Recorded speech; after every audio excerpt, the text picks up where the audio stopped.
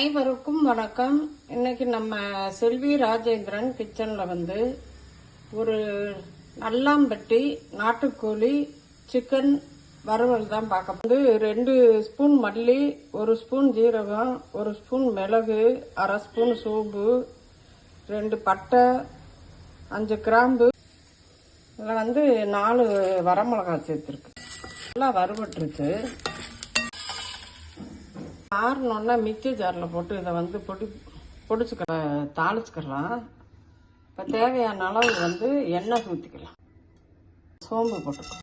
வெங்காயம் சேர்க்கறதுக்கு முன்னாடி 6 மிளகாவத்தை கிள்ளி வச்சுருக்கேன். அது வறுக்கிறதுல 4 போட்டாச்சு. மொத்தம் 10 கணக்கு. 1/2 கிலோ சிக்கனு. அதனால் இப்போ 6 வத்தல் அதில் போட்டு வெங்காயத்தையும் இதில் சேர்த்துக்கலாம். நான் கருவேப்பிலை சேர்த்துக்கிறேன். இஞ்சி பூண்டு 2 ஸ்பூன் சேர்த்துக்கிறேன். சின்னதாக 2 தக்காளி அதையும் சேர்த்துக்கிறேன். இந்த ஸ்டேஜில் இந்த கோழியவும் இதில் சேர்த்துக்கிறேன்.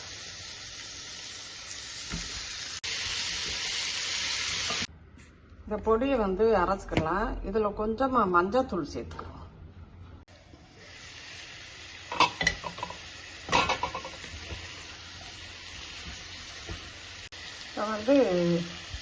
இந்த இஞ்சி பூண்டு அரைச்ச தண்ணியை மட்டும் இதில் சேர்த்து கொஞ்சம் நேரம் இதை மூடி வைக்கணும்.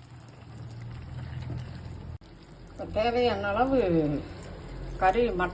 சிக்கன் வேகிற அளவு தண்ணி சேர்த்துக்கலாம். தேவையான அளவு உப்பு சேர்த்துக்கிறோம்.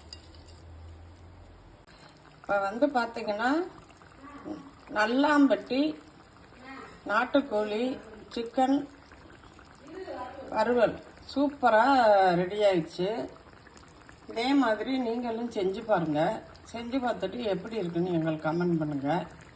பிடிச்சிருந்தால் லைக் பண்ணுங்கள், ஷேர் பண்ணுங்கள், சப்ஸ்கிரைப் பண்ணுங்கள். நன்றி, வணக்கம்.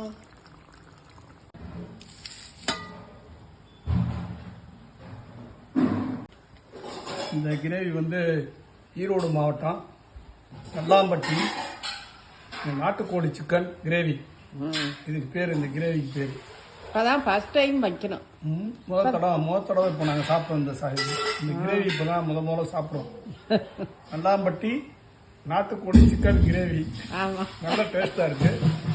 முதல் தடவை சாப்பிட்றோம். நல்லா செஞ்சுருக்காங்க. எங்கள் வீட்டுக்காரம்மா நல்லா செய்வாங்க. அது நல்லா தயார் பண்ணியிருக்காங்க. சூப்பராக இருக்குது.